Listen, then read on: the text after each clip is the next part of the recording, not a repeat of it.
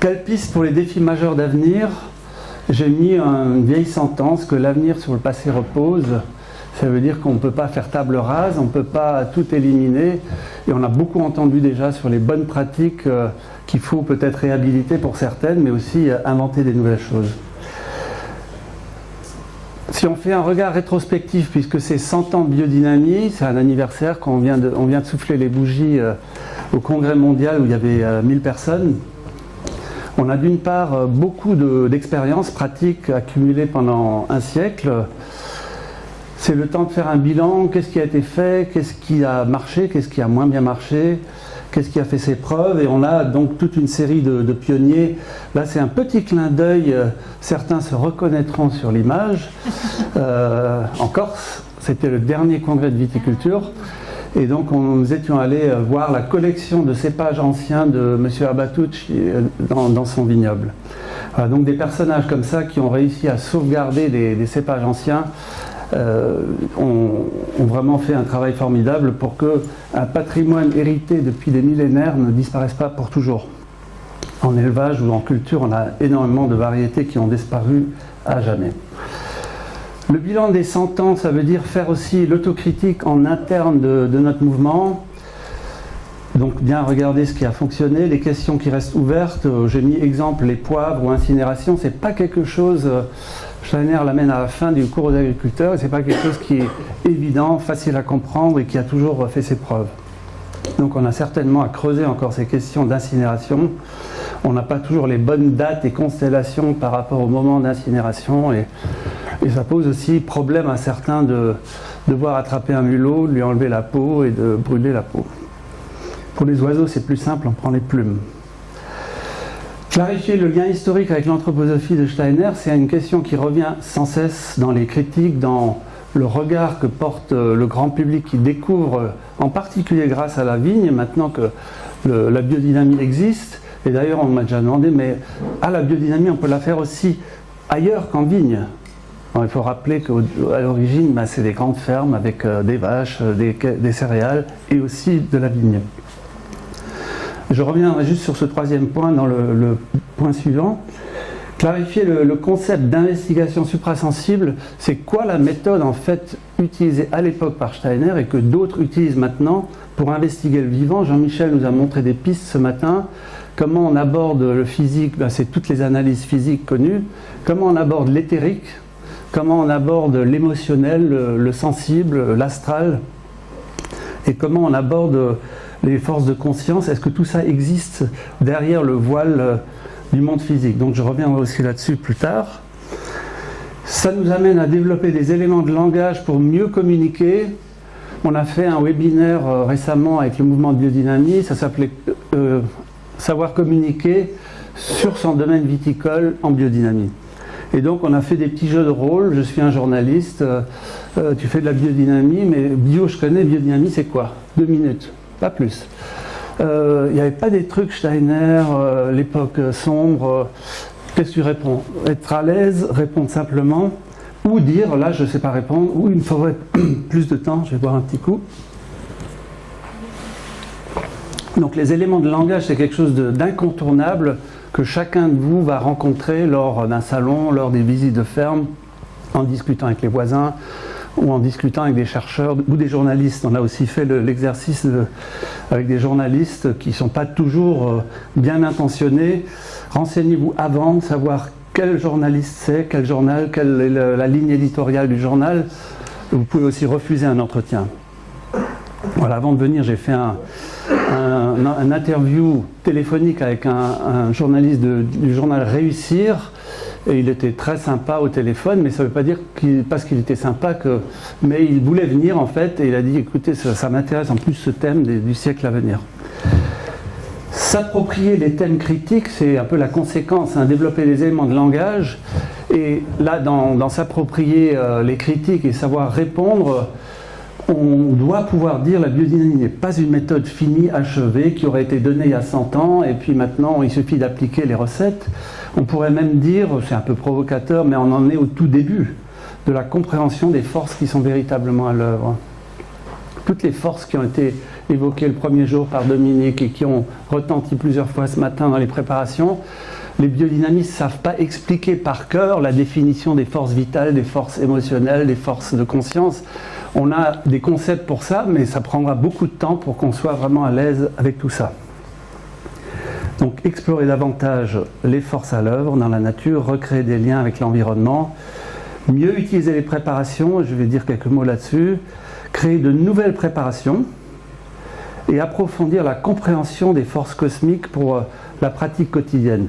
Alors là, c'est une image fétiche que je montre pratiquement toujours dans mes interventions. C'est un site dans les Carpates en Roumanie qui est un vieux site astronomique qui a 200 ans, chez les DAS à l'époque, et donc il calculait les rythmes lunaires très précisément et il donnait aux paysans, c'était un peu le salon de l'agriculture de l'époque, où on donnait des grandes lignes des rythmes cosmiques à respecter pour l'année, pour les semis. Alors les gens n'avaient pas d'ordinateur ou de calendrier des semis comme on a aujourd'hui, mais on leur disait de calculer en lune ou en lune et demie ou en quartier de lune pour savoir quand faire les travaux. Donc tout ce vieux savoir qu'on retrouve dans toutes les civilisations agraires sur l'importance des forces cosmiques pour le vivant, on doit se le réapproprier. Et Maria Thun a fait beaucoup, d'autres travaillent aussi dessus, mais on est encore relativement au début de toutes les subtilités qu'il va falloir redécouvrir petit à petit de manière plus expérimentale. Alors, vous n'êtes pas obligé de construire un truc comme ça sur 2 hectares, mais de placer une pierre, ne serait-ce qu'une pierre et 2 pierres en face, et les aligner précisément pour qu'au solstice, le soleil se lève entre les 2 pierres et éclaire la 3e, ça existe par exemple en Bretagne sur des menhirs où on avait des systèmes astronomiques très très importants. Alors un jour un critique m'a dit « Oui, mais c'est pas parce qu'on fait ça depuis 10 000 ans que c'est vrai ». Bonne remarque. C'est pas parce que depuis 10 000 ans on a des calendriers astronomiques que c'est vrai. Eh bien montrons qu'il y a des voies à ouvrir. La question de la validation scientifique ou la scientificité de la biodynamie, c'est un truc qui revient sans cesse.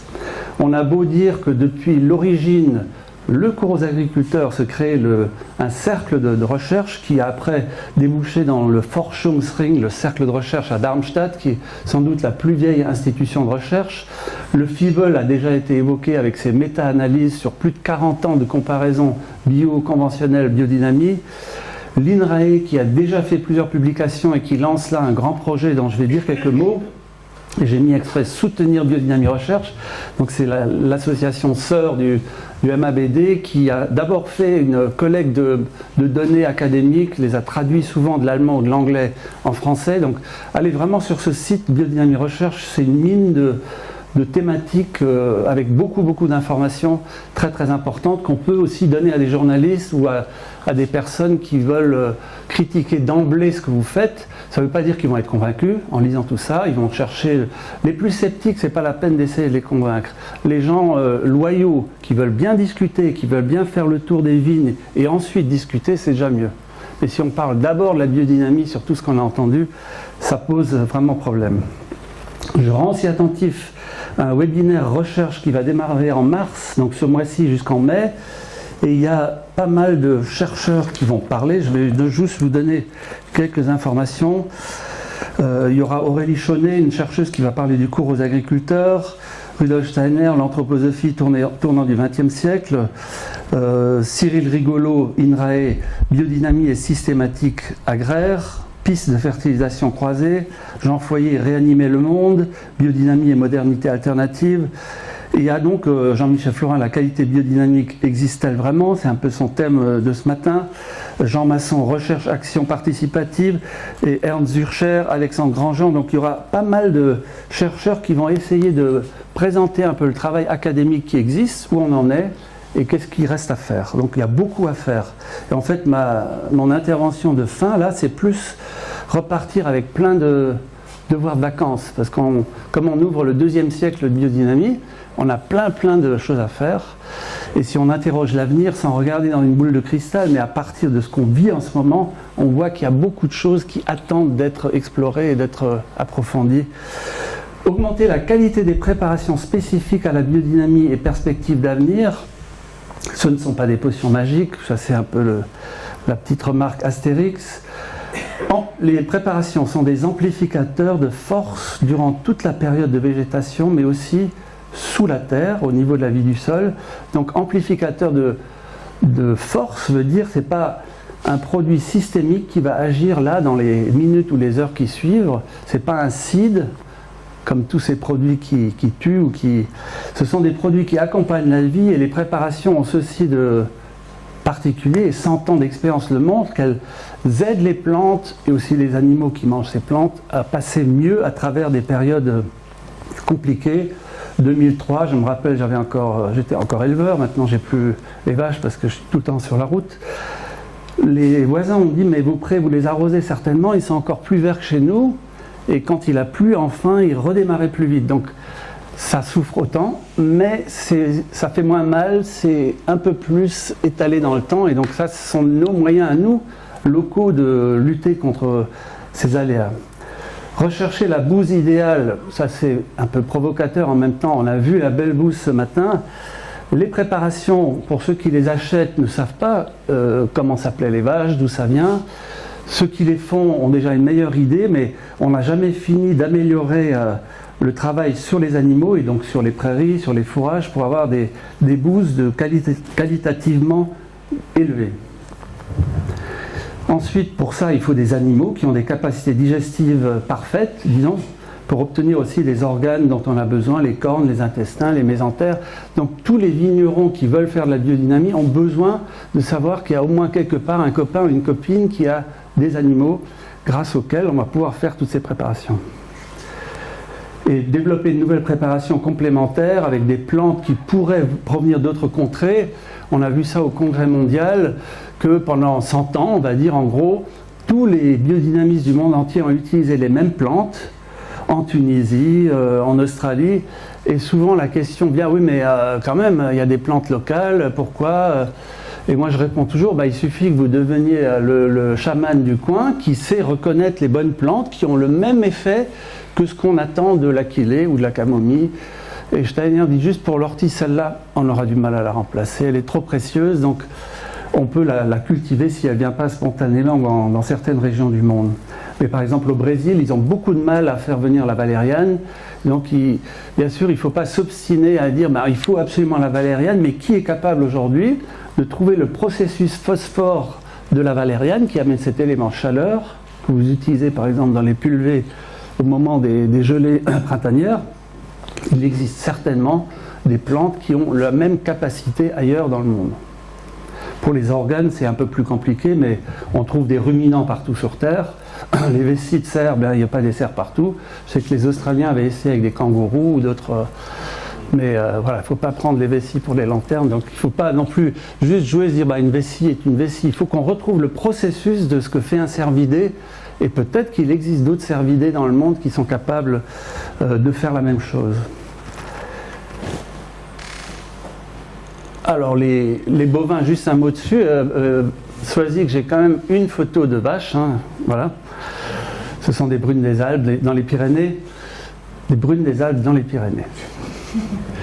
8 heures par jour, manger, 8 heures par jour, ruminer, digérer. Les herbivores, et en particulier les bovins, sont les champions du monde de la valorisation des fourrages grossiers, donc de l'herbe. Et rappelons que l'herbe représente 2/3 de la SAU mondiale. Si on fait une moyenne des surfaces en herbe de la planète, donc des surfaces qu'on ne peut pas retourner, qu'on ne peut pas utiliser à cause de la pente, à cause du peu de sol, à cause du sec, à cause... Enfin, vous pensez aux grandes plaines d'Asie centrale ou dans les grandes plaines du Nord. Les ruminants sont vraiment ceux qui valorisent le mieux, et je pense qu'on va découvrir de plus en plus ce qui se passe dans le microbiote des animaux et en quoi l'ensemencement du sol grâce à cette faune et flore intestinale des animaux ruminants va ensemencer le sol, et ensuite vos plantes vont en profiter, vos pieds de vigne, ça va se retrouver dans la chaîne des différentes substances qui migrent à travers ce cycle vertueux sol, plantes, animaux, humains qui consomment, etc. Donc faire des organes hautement développés pour les préparations, là c'est l'intestin avec la camomille. Pour qu'un intestin soit bien développé de grande qualité, il faut absolument que le jeune veau ait mangé des fourrages grossiers, qu'il ait développé des villosités sur sa paroi intestinale. Sinon, c'est comme un tuyau PVC, j'exagère un peu, mais s'il n'a pas appris à digérer l'herbe dure, s'il mange que des croquettes, il va avoir un appareil digestif beaucoup moins performant et ça va se ressentir dans la qualité des organes qu'on utilise en biodynamie. Donc là, on lève vraiment le regard de son champ et on essaie de comprendre aussi comment il faudra que des éleveurs continuent d'élever des animaux le mieux possible pour que les organes remplissent la fonction qu'on attend d'eux, la fonction digestive de l'intestin, associée à la camomille. La question de l'eau, bien sûr. Alors, je ne vais pas rentrer dans la dynamisation, tout ce qu'il faudrait dire, il y a trop de choses à évoquer là-dessus, mais c'est un des sujets très très importants. Là, on est chez Sébastien Levacher, qui élève des ânes en Normandie et qui a installé donc une retenue d'eau et il dynamise l'eau avec des fontaines de Michael Manziès et il a fait des comparaisons avec l'arrosage du réseau et l'arrosage qui est passé par la dynamisation. Il voit des différences aussi, donc il y a eau et eau. Donc on a énormément de choses à découvrir et peut-être que l'eau est l'agent, le principal agent duquel dépend toute la vie. Donc on a beaucoup à creuser encore nos connaissances sur l'eau. Il y a eu des progrès sensationnels sur la mémoire de l'eau, mais dès qu'on parle de ça dans le grand public, la mémoire de l'eau, ça n'existe pas, c'est une invention, etc. Donc développer là aussi des arguments de plus en plus solides. Ensuite, si je reviens juste un pas en arrière, la scientificité, on ne pourra jamais, avec les mêmes méthodes actuelles de la science, montrer l'éthérique, l'astral ou la conscience, mais la démarche rigoureuse de connaissance, elle peut nous amener à décrire ce qu'on fait pour percevoir les forces de vie, pour percevoir les forces des animaux dans la communication animale par exemple.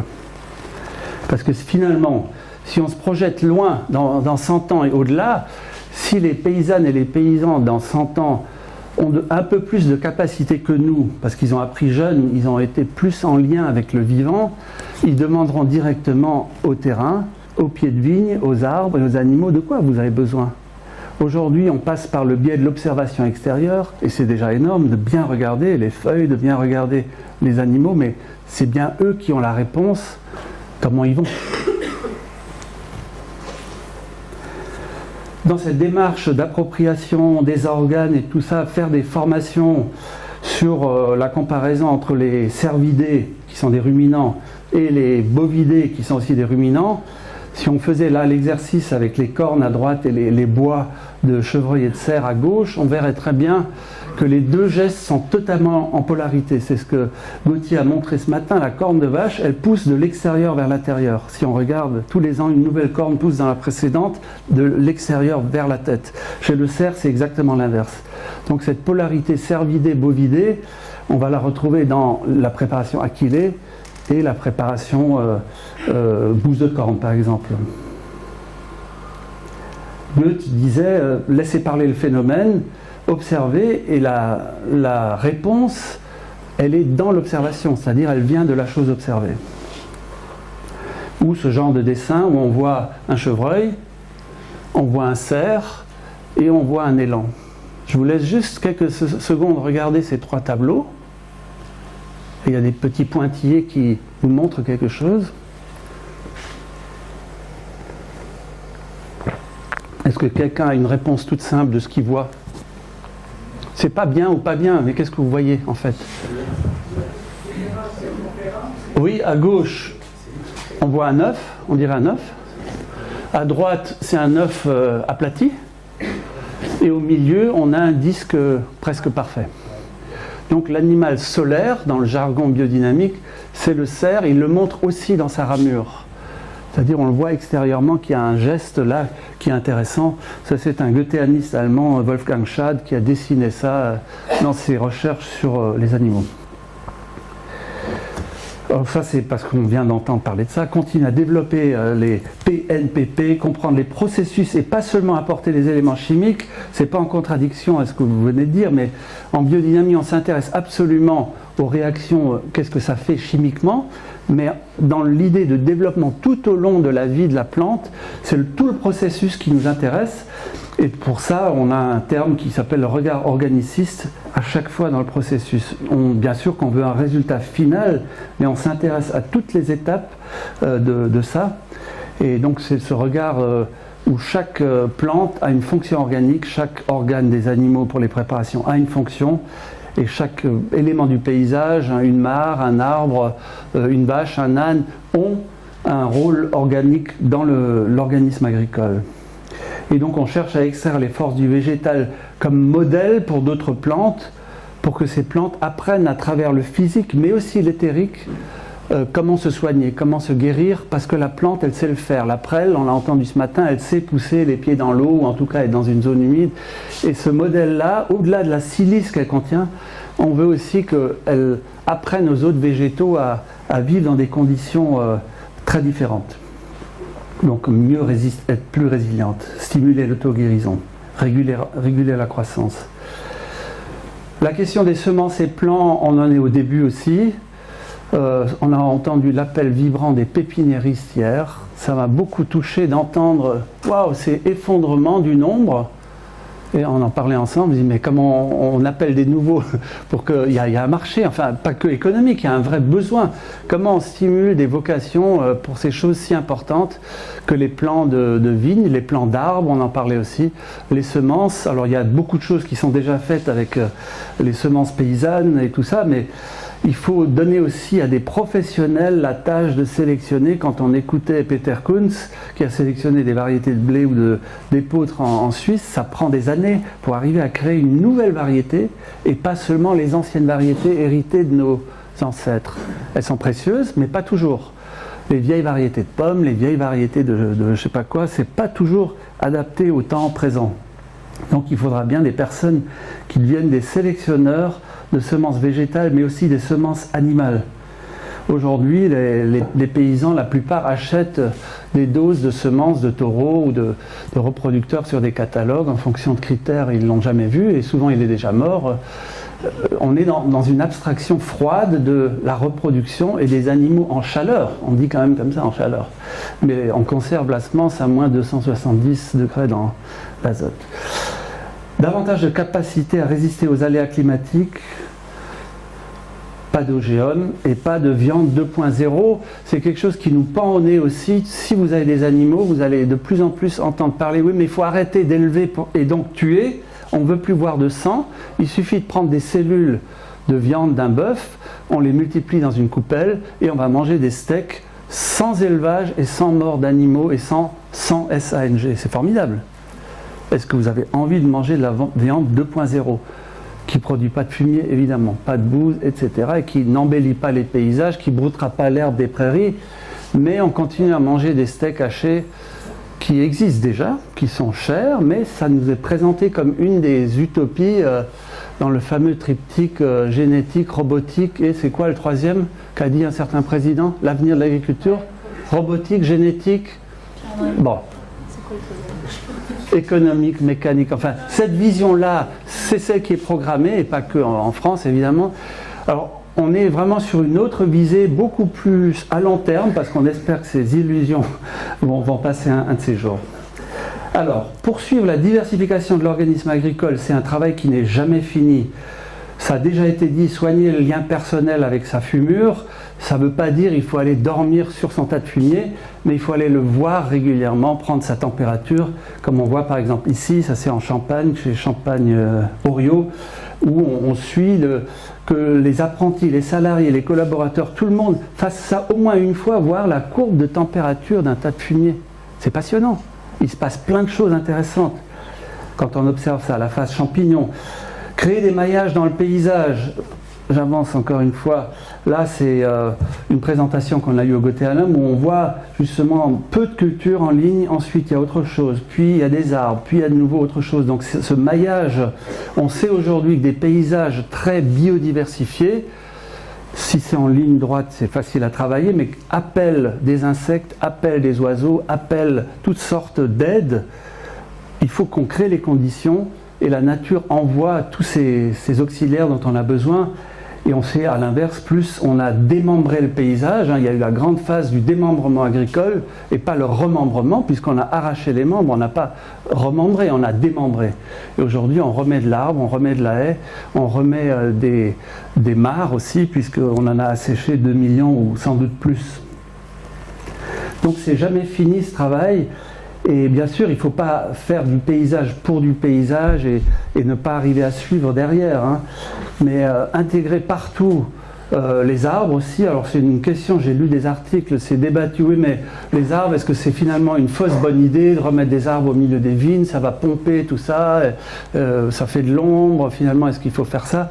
On n'a pas suffisamment d'éléments, mais n'oubliez jamais qu'il y a eu des arbres partout autrefois dans les paysages et qu'on les a arrachés petit à petit, ou on n'a pas remplacé les vieux, donc il n'y a plus de naissance à un moment donné. On a arrêté les naissances de nouveaux arbres.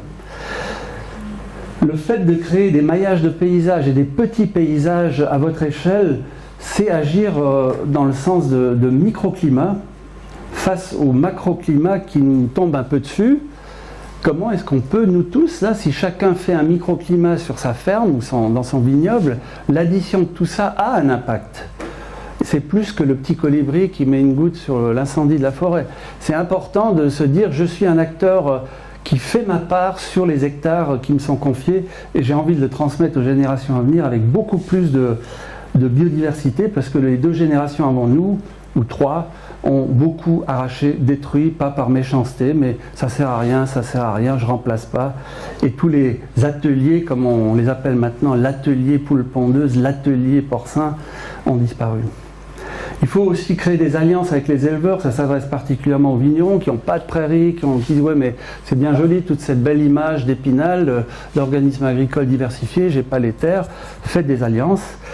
Liez-vous à d'autres fermes, pas trop loin non plus, à 300 km. C'est un peu un élément critique. Ne dévitalisez pas les Hautes-Alpes ou des régions comme ça qui descendent leur fumier en bas et il n'y a rien qui remonte. Quel est le dicton? Celui qui vend son fumier s'enrichit et appauvrit le fils ou la génération suivante. Donc si on fait ça longtemps, que tout le fumier des alpages, enfin des montagnes descend dans la plaine, et qu'il n'y a rien qui remonte, on va aussi avoir un appauvrissement de la montagne. Là, on voit un paysage, ça c'est vu de ma maison, donc c'est une ferme qui a plusieurs siècles d'histoire sous cette forme-là, donc la surface avec un étang en bas, on a des arbres de plein vent, donc ce maillage dans le paysage, c'est quand même pour le regard aussi une nourriture, on ne se nourrit pas que de pain et de fromage et de vin, on se nourrit aussi de ce qu'on voit, de ce qu'on perçoit avec ses yeux. La place de l'animal, quand même 2 minutes là-dessus, puisque c'était un peu mon métier. L'importance de la présence animale, pas pour faire joli, mais tous ceux qui ont introduit des animaux là où il n'y en avait plus, s'aperçoivent que les gens s'arrêtent, viennent voir, demandent qu'est-ce qui se passe, il y a une vache, pourquoi il y a des moutons. Et ça crée tout de suite un lien social, on discute, parce que l'animal, il n'a pas besoin de parler, il est spontanément un animateur. C'est un excellent animateur, et chaque espèce, bien sûr, a sa capacité de nous fasciner, et puis apporte à travers sa fumure des choses, on l'a déjà entendu tout à l'heure, fumier de mouton, fumier de poule ou fumier d'autres animaux, ils n'ont pas les mêmes incidences sur le sol, et en traction animale, l'âne, pour le maraîchage, les petits fruits convient mieux, c'est pas la peine d'avoir un gros cheval qui a des pattes trop écartées, plutôt un animal qui a le long sûr pour faire une ligne au lieu de trop piétiner. Là on est dans le vignoble, je crois que c'est Corton-Charlemagne, et c'est mon copain qui a fait Montmoreau, il a fait traction animale à Montmoreau, Gilbert, je ne sais pas si ça vous dit quelque chose, les profs.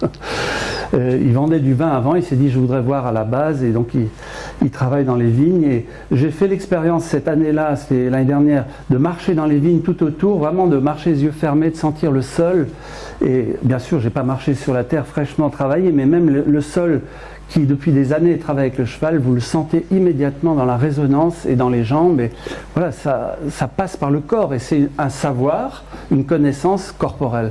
On n'a pas besoin d'études pour montrer que la terre est plus souple, on le vit, on l'expérimente avec son corps. Opérer un retournement de notre vision utilitariste, on a été élevé là-dedans, On a appris que l'animal est une machine avec Descartes. On a appris la robotisation. Oui, c'est robotisation le mot qui manquait. Numérique. Ah, numérique, voilà, merci. Le triptyque, notre idéal absolu, qu'il ne faut pas rejeter dans l'absolu, encore une fois, parce que le drone, peut-être qu'il va pulvériser dans des pentes, pourquoi pas. Mais ce n'est pas notre objectif premier. J'ai pas envie, en tant qu'éleveur, d'avoir une alerte qui me dit Marguerite, la vache, elle est en train de pousser, elle fait un veau. Je veux avoir moi-même vu la vache le matin et vu qu'elle prépare son veau. Et donc j'irai la voir. Je n'ai pas besoin d'une alerte sur mon appareil. Voilà. Retournement dans la compréhension de la vie du sol, la vie des racines. Et j'ai juste amené là quelque chose que j'ai découvert il n'y a pas si longtemps, l'atlas des racines. Et en fait, c'est fascinant, il y a plus de 1000 plantes qui ont été dessinées. Et on voit, pour une graminée comme celle-là, l'amplitude de la rhizosphère. C'est considérable la part de terrain qui est occupée par les racines d'une plante qui, en surface, elle ne paye pas beaucoup de mine. Une graminée, c'est une ligne. C'est un rayon de soleil qui est devenu végétal, mais ce n'est pas beaucoup de masse. Mais en dessous, il y a un travail considérable qui est réalisé. Il faut que chacun fasse à sa mesure des essais sur les rythmes cosmiques à petite échelle, parce que là aussi, on a beau avoir des références par Maria Thun, on a les références de ce que Ernst Zürcher apporte aussi dans la recherche plus contemporaine, mais il faut absolument qu'on puisse aller plus loin.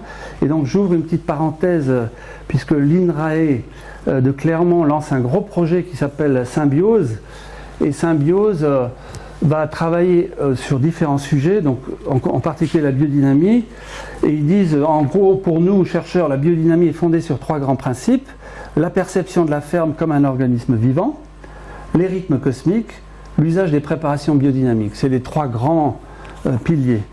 On en a d'autres, mais bon. Alors, ce projet va faire des enquêtes dans les fermes, va essayer de regarder comment les éleveurs s'y prennent en élevage, comment ils raisonnent et qu'est-ce qu'ils font contre le dérèglement climatique.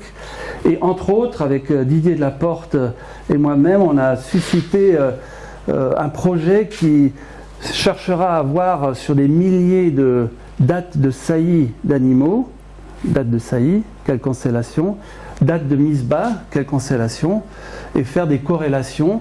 Voit-on ou pas des liens avec les grands rythmes? Donc les principaux vont être pris en compte, la lune synodique, la lune sidérale, la lune apogée-périgée, enfin les principaux rythmes vont être pris en compte, et aussi les nœuds lunaires, parce qu'on sait, en végétal, on sait que les nœuds lunaires ne sont pas des dates favorables. Maria Thun a beaucoup montré d'images là-dessus, mais on voit aussi que des saillies qui ont eu lieu dans des périodes données, en particulier Mercure et Vénus, créent après des risques d'infécondité sur la descendance. C'est-à-dire la même chose que Maria Thun observait sur des graines de plantes cultivées avec des nœuds, récoltées en nœuds, ressemées en nœuds. Donc en insistant sur les nœuds, on diminue petit à petit la capacité reproductive. Donc là, on a des choses à apprendre, et on doit être ouvert au résultat peut-être qui ne montrera pas ce qu'on aimerait peut-être entendre. C'est-à-dire qu'il y a des rythmes, que c'est important, et puisque les quelques études académiques qu'il y a eu auprès de vétérinaires, donc, où ils ont pas mal de données cliniques, on s'aperçoit que selon les années, il y a des différences, pleine lune, nouvelle lune. D'autres années, c'est plutôt la lune apogée-périgée, mais il conclut, ou la dame qui a fait cette thèse, elle dit bon, ça n'a pas l'air très clair, c'est pas très significatif, donc il faut poursuivre, il faut persévérer. Donc si cette étude se fait, on aura quelque chose d'intéressant qui sera mis en route. Prendre le temps d'observation qualitative de la Terre, des plantes, de la faune, du ciel étoilé.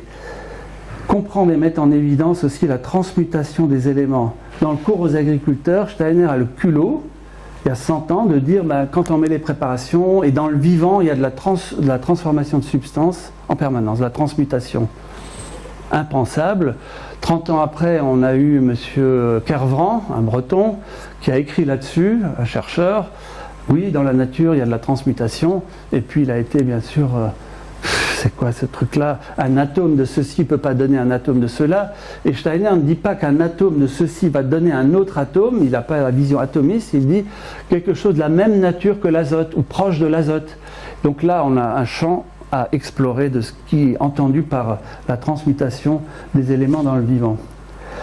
prendre le temps de se former régulièrement, par exemple avec le mouvement d'agriculture biodynamique, c'est pour les soutenir, mais aussi pour vraiment lever le nez du guidon et se dire j'ai besoin d'un développement intérieur si je veux développer dehors des choses. Je ne peux pas juste être comme un bourrin tout le temps dehors à faire. J'ai besoin de prendre du recul, j'ai besoin de prendre la hauteur et j'ai besoin de développer des facultés de perception. J'ai marqué subtil, c'est-à-dire en chacun de nous, il y a la capacité de développer des perceptions plus fines que ce qu'on a l'habitude de faire. Alors comment on s'y prend? On a eu quelques pistes ce matin. Et bien sûr, c'est une école, c'est un chemin. Il faut s'exercer souvent, comme dans toute discipline. Mais petit à petit, on peut avoir un instinct de perception beaucoup plus sûr quand on arrive en tant qu'éleveur. Par exemple, dans une étable, le matin, à la première odeur, on sait s'il y a un veau qui est malade ou s'il y a quelque chose qui ne va pas. Parce que ça passe beaucoup par le nez. L'agriculture passe beaucoup par le nez, et dans votre métier aussi. On sera moins enclin, dit Steiner, c'est une citation du cours, le paysan ne devient pas facilement clairvoyant, mais facilement clair-odorant. Parce que toute la journée, il est confronté à des odeurs, donc s'il développe en particulier ce sens-là, il va de plus en plus finement pouvoir percevoir des choses derrière le voile uniquement chimique de ce qu'il est en train de sentir. Il aura aussi des émotions qui viendront du produit et pas qu'il projette dessus. Il faut qu'on recrée du lien avec tout ce qui est vivant et ça implique donc élargir sa conscience, élargir la sensibilité, amplifier les perceptions intuitives.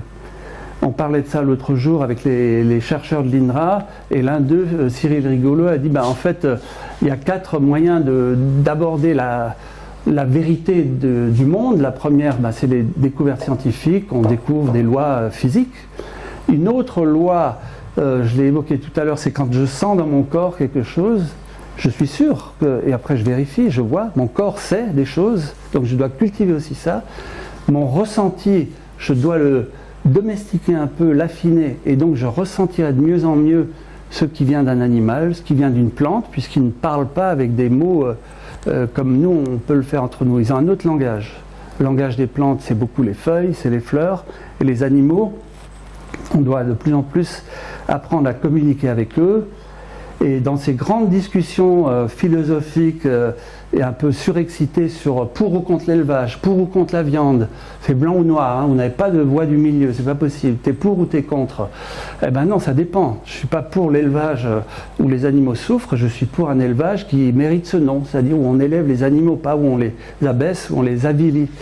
Et donc en discutant avec des personnes qui développent cette capacité de perception des animaux, quand on leur demande êtes-vous toujours d'accord aujourd'hui, ça fait 10 000 ans qu'on chemine ensemble, êtes-vous toujours d'accord qu'on vous élève, que vous donniez votre fumier, qu'on prenne du lait, qu'on prélève aussi de temps en temps des animaux, mais en échange on vous assure une nourriture toute l'année, on essaie d'être affectueux avec vous, et les réponses de plusieurs communicants avec qui j'ai parlé, ils ont dit les animaux sont ok, mais ils sont malheureux, tristes, abattus, démobilisés lorsqu'on ne les respecte pas, qu'on ne les remercie pas, qu'on n'a pas une reconnaissance pour eux et qu'on fasse des vrais rituels de remerciement pour tout ce qu'ils ont donné.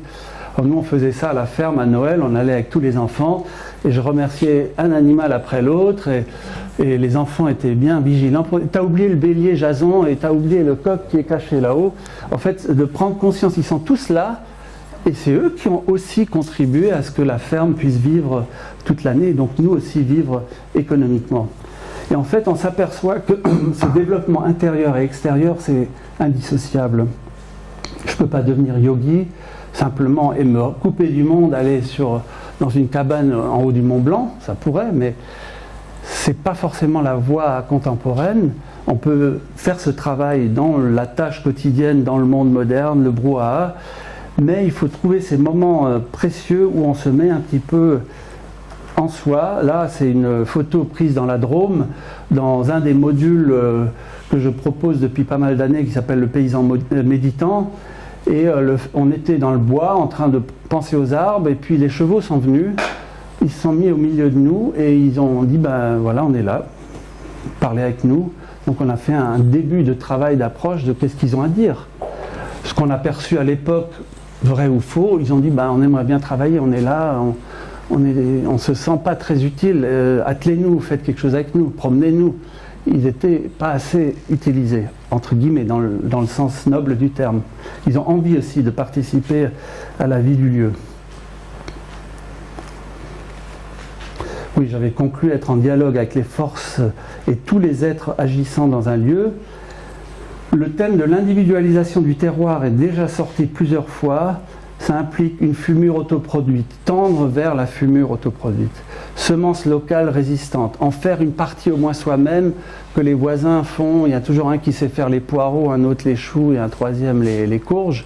Et peut-être pour vous des semences de prairies que vous allez, ou d'interculture que vous allez faire. Les animaux, je l'ai dit tout à l'heure, je réinsiste là-dessus.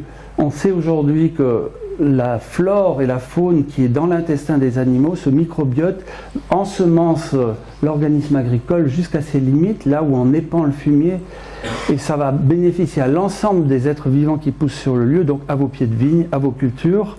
Et nous, on est dans cette chaîne, si on consomme après ces produits, on a aussi un lien avec ça. Alors j'ai écrit de manière provocante, non, d'abord favoriser l'équilibre agro-sylvo-pastoral qui appelle les oiseaux, les insectes et les plantes spontanées. Et donc être un paysan aujourd'hui, c'est savoir cultiver des champignons, les bons champignons, pour diminuer la pression cryptogamique négative, favoriser un virome sain au lieu de vouloir aseptiser. Donc vive les microbes, ils sont nos alliés, mais pas n'importe lesquels. Vive les virus, ils sont nos alliés, mais pas n'importe lesquels. Donc cette vision qu'on a eue pasteurienne de vouloir aseptiser, tuer le microbe, il est négatif. Aujourd'hui, ça ne tient plus du tout debout. On sait l'importance capitale du 1,5 kg ou 2 kg qu'on a dans le ventre. On est totalement parasité, mais c'est un parasitisme heureux quand on a la bonne composition de la flore intestinale. Et si on la fait disparaître, on sait qu'on tombe malade. Donc vive les virus, vive les champignons, mais pas n'importe lesquels. Voilà. Il ne faut pas qu'on découpe ça d'une intervention. Les biodynamistes, ils disent vive les champignons et les virus et les bactéries. S'ouvrir aux technologies nouvelles, je l'ai quand même mis, qui tentent de mettre en évidence les forces de vie comme la musique des plantes. C'est très en vogue aujourd'hui. Je ne sais pas si vous avez entendu ça. Donc, c'est des histoires de fréquences. Tous les êtres vivants émettent des fréquences. Les fréquences des plantes, nous ne les entendons pas, mais lorsqu'on branche des appareils dessus, on peut amplifier ça. Et il y a des concerts de musique des plantes, on branche le cactus, on branche tout ça. C'est assez surprenant, mais il faut évidemment choisir que telle fréquence c'est un ré, puis un la, mais on a des mélodies intéressantes, des percussions, et donc c'est une voix qui nous permet de rendre audible et pas visible comme dans les cristallisations quelque chose qui peut être intéressant. Voilà. Après, il y a eu tout le débat sur les protéodies, je ne vais pas maintenant m'aventurer là-dedans, mais de toute façon, dans le monde éthérique, il y a différents niveaux, et un des niveaux, c'est l'éther de son, l'éthérique de son. Tout est sonorité, disent certains, donc dès que je parle là, ça fait des sons, ça vibre en vous, vous n'avez pas conscience de ce que ça fait vibrer dans les cellules, mais les plantes vibrent aussi quand on leur parle, les animaux vibrent quand on leur parle. Donc c'est important de soigner les sons qu'on fait entendre aux êtres vivants autour de nous. Combien il reste? 1 minute, c'est ça 2 minutes. Créer des points d'eau. J'ai amené cette image, c'est des amis qui ont créé un étang, pas que pour faire joli, c'est aussi pour se baigner. Et le fait qu'ils aient créé ce point d'eau, ça a attiré toutes sortes d'oiseaux. Et aussi une famille de ragondins qui ont dit c'est super, dans le village il y a un nouvel étang, on va creuser dans les berges, ça va être magnifique. Donc ils ont vidé l'étang évidemment, et donc il a fallu attraper les ragondins. Mais comment ils savent qu'il y a un nouvel étang à l'autre bout du village? Mystère, ils ont un instinct, ils captent des choses. Donc ces oasis de champignons, c'est comme ça que Steiner les appelle, il dit là où il n'y en a pas, créer des points d'eau, puisqu'on en a tant asséché, tant comblé avec des cailloux, parce qu'ils vont être des lieux où peut se développer une vie d'insectes, de libellules, des oiseaux vont venir, des batraciens vont venir, et des champignons vont s'installer. Il appelle ça les champignons réguliers, qui ont le droit de pousser là. Il appelle ça des lieux d'oasis de champignons. Et c'est un élément qui peut nous aider à mieux gérer ces aspects cryptogamiques sur notre lieu. De toute façon, c'est un ensemble de mesures dans la vision organiciste. Conclusion. Donc on a plein de perspectives intéressantes et du travail face aux aléas climatiques. plutôt que de se laisser abattre, dire on est foutu, on va tous mourir, qu'est-ce qu'on fait? Le chemin vers la qualité, on a beaucoup entendu parler de ça ce matin, produire de la qualité, savoir en parler, faire des expériences d'évaluation avec les consommateurs. Alors vous le faites beaucoup en dégustation, mais les fromagers, les maraîchers n'ont pas l'habitude de dire venez goûter les radis noirs, on fait un test à l'aveugle entre 2 variétés, vous allez me dire laquelle vous plaît le plus. Intégrer de plus en plus les consommateurs, c'est de l'éducation citoyenne et c'est très très important. Ensuite, retenir l'idée que la biodynamie est une approche évolutive, elle n'est pas finie, même si elle a 100 ans, et elle peut aussi inclure de nouvelles pratiques dont il faut parler, il faut discuter, il faut s'enrichir de nouvelles pratiques. On n'a pas des frontières, là s'arrête la biodynamie, là commence l'agriculture bio, une nouvelle frontière, là commence la permaculture, etc. etc. On n'a que intérêt à travailler les uns et les autres ensemble. L'organisme agricole qu'on embellit année après année, sans cesse, devrait devenir une mission d'utilité publique, et Marc Dufumier, que certains connaissent, a plaidé hier ou avant-hier dans une tribune à l'occasion du salon de l'agriculture. Il faut payer les services rendus par les paysans qui embellissent le paysage et qui recréent de la biodiversité. Pourquoi on ne nous entend pas? On a l'impression de prêcher dans le désert, a-t-il dit. Merci Marc Dufumier. Avec un nom comme ça, hein, c'est forcément fécond et fertile. Ensuite, être acteur du changement sociétal. Alors ça, c'est des questions qui ouvrent plus sur la dimension sociale et sociétale, rapport à la propriété foncière. Pour ceux qui ne me connaissent pas, j'ai participé à l'aventure Terre de Liens. J'étais à un moment donné aussi un des dirigeants de Terre de Liens. Et il y a des choses à redire, mais l'idée de libérer la terre pour ne plus la revendre comme une marchandise, c'est quelque chose de fondamental, qu'il y ait des milliers d'hectares préservés pour demain et après-demain, pour ceux qui suivront derrière. Nourrir pleinement l'être humain, on a entendu la citation de Jean-Michel ce matin, si on mange vite et on passe à autre chose, on ne profite pas, on ne s'intéresse pas à ce qu'on est en train de déguster, et nous ne nous nourrissons pas simplement sur le plan corporel, de substances, on ne dit pas mange des protéines, des glucides et des lipides, on dit mange des légumes, on mange des choses vivantes. Ça nourrit aussi notre psychisme, c'est très important d'être bien luné, parce que des légumes ont aussi été cultivés dans le respect, et ça nourrit nos facultés cognitives, notre capacité de penser comme il faut. Ehrenfried Pfeiffer, un des pionniers de la biodynamie, premier élève, on va dire, agronome, hein, qui a écrit donc Fécondité de la terre et Visage de la terre, il demande à Steiner, mais pourquoi vos idées ont tant de mal à infuser? Pourquoi c'est si difficile? C'est déjà une question d'alimentation. C'est-à-dire on mange tellement mal, il y a si peu de force dedans qu'on n'arrive même plus à penser au-delà d'une certaine façon assez morte et abstraite. Donc c'est sans fin qu'on peut faire des progrès là-dedans. Appel solennel aux viticulteurs. Soyez des pionniers dans l'agriculture diversifiée dans vos régions viticoles, parce que vous avez la chance de vivre du vin, je l'espère pour tous, que vous en vivez et vivez bien, et que vous pouvez mettre une partie de vos efforts dans l'aménagement des paysages autour, en achetant une prairie, en aidant un éleveur, où il y a tant de choses à imaginer, mais vous allez avoir un rôle de plus en plus important, parce que beaucoup de fermes sont en grande difficulté, se cassent la gueule, des éleveurs et d'autres qui n'ont plus la capacité de faire. Le fait que vous ne soyez pas contraint de vivre avec vos 20 moutons, si vous avez des moutons, de vivre avec 3 chevaux, mais d'enrichir petit à petit l'organisme agricole, vous allez peut-être être de ceux qui sauvegardent aussi des espèces domestiques, parce que d'autres ne le feront plus. Donc là, il y a des tâches importantes qui s'ouvrent, et prenez conscience de ça. Aujourd'hui, la biodynamie est connue par la viticulture, d'abord, et pas par les éleveurs de vaches et les boulangers. Au boulot, et bonne saison à tous, en gros. Voilà.